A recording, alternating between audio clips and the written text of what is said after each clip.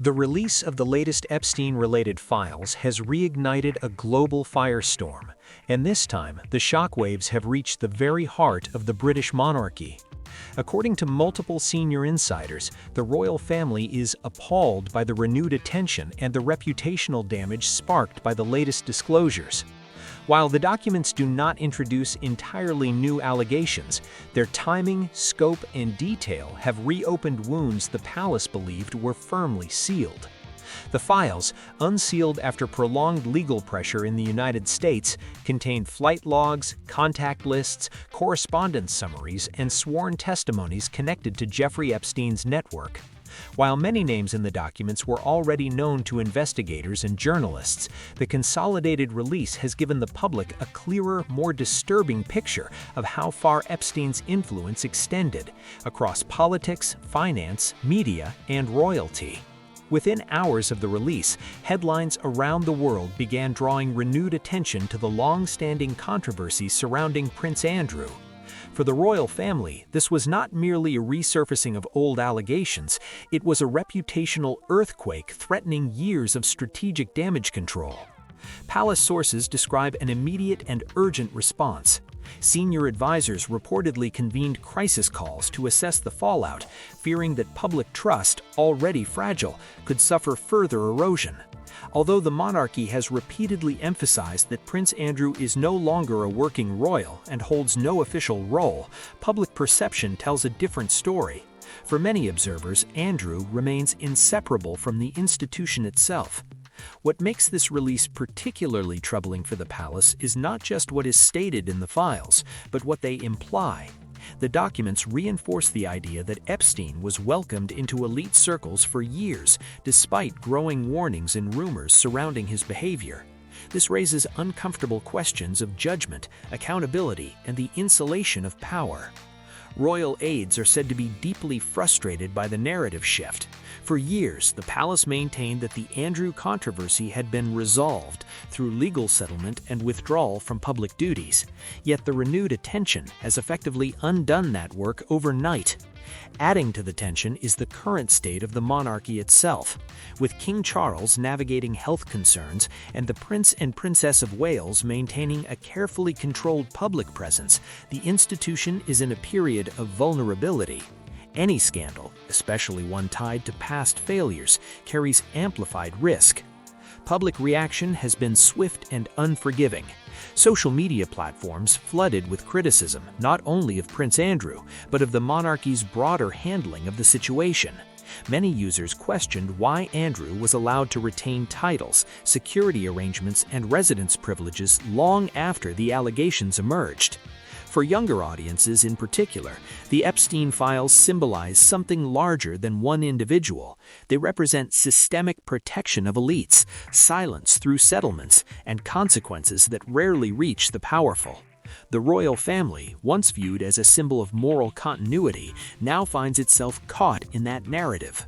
Behind palace walls, the mood is reportedly one of anger mixed with alarm. Not anger at the media, but at the fact that this chapter was never fully closed. Advisors now fear that further releases or testimonies could continue to drip into the public domain, prolonging the damage indefinitely. As one source bluntly put it, this isn't about the past anymore. It's about whether the monarchy can convince the public it has learned anything at all. And that question is far from settled.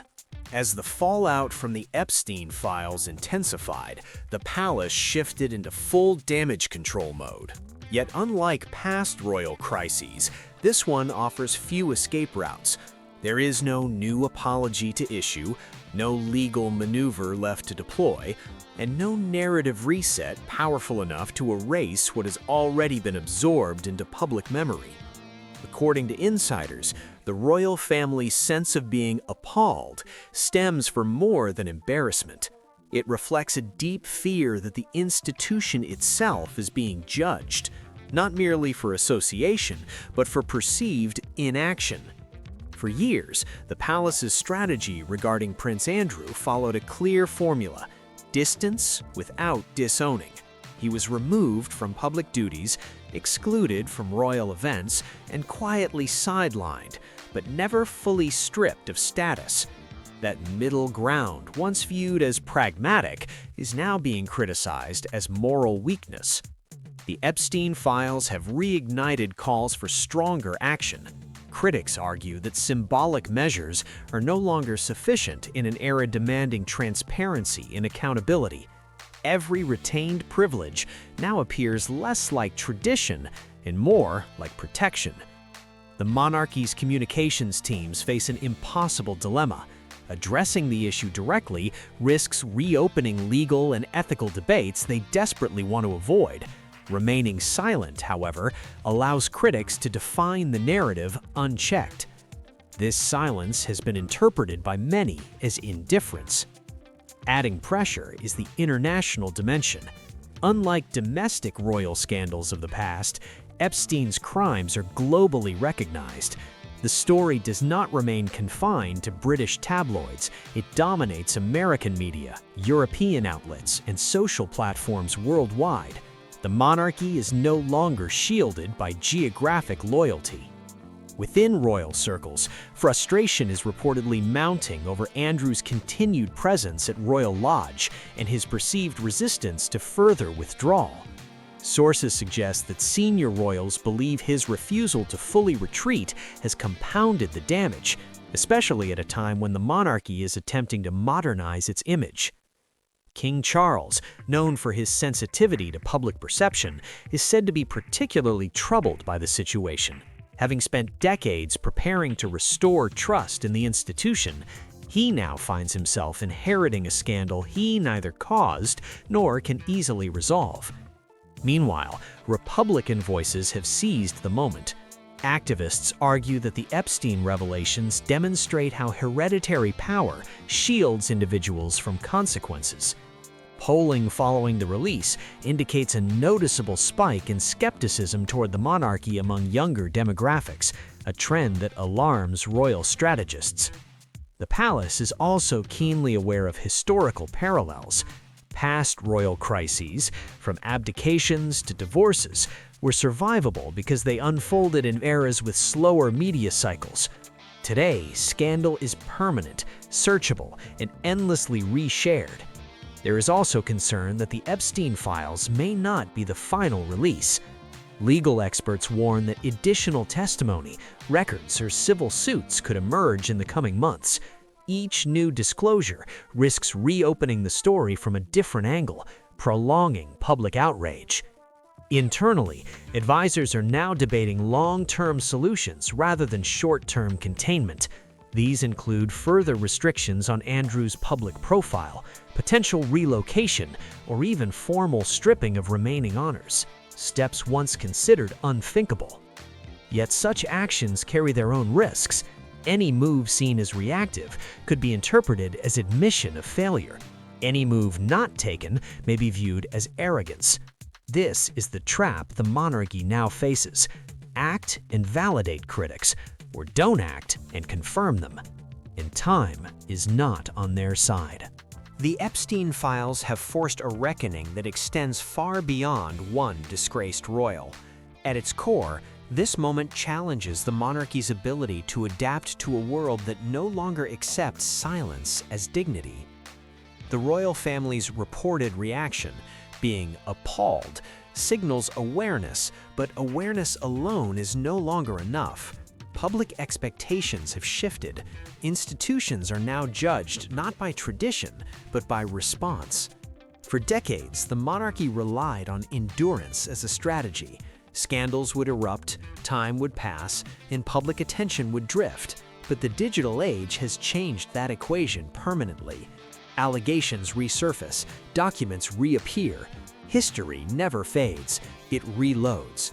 The Epstein revelations have redefined what accountability looks like for powerful families. The question facing the monarchy is not whether Prince Andrew committed crimes, that has already been legally addressed, but whether the institution did enough, early enough, and transparently enough. Many believe it did not. This has placed enormous pressure on the next generation of royals. William and Catherine, widely seen as the future of the monarchy, now inherit not just a crown, but a credibility problem. Their carefully cultivated image of stability and responsibility risks being overshadowed by unresolved issues from the past. The palace understands this. Sources say there is growing recognition that long-term survival may require unprecedented openness, even at the cost of internal discomfort. Some royal historians argue that moments like this define institutions. The monarchy survived wars, abdications, and revolutions by evolving just enough to remain relevant. The Epstein files may represent the next such turning point. Public patience is thin. Each perceived failure reinforces the belief that elite institutions operate by different rules. If the monarchy cannot convincingly demonstrate otherwise, its symbolic authority may continue to erode. For now, the palace remains publicly silent, choosing restraint over reaction. But behind closed doors, discussions are reportedly intense, emotional, and urgent. Advisors know that this is not merely about image management, it is about legitimacy. Whether the monarchy emerges weakened or transformed depends on decisions yet to be made. One thing, however, is already clear. The Epstein files have ensured that this story is no longer buried, no longer distant, and no longer ignorable.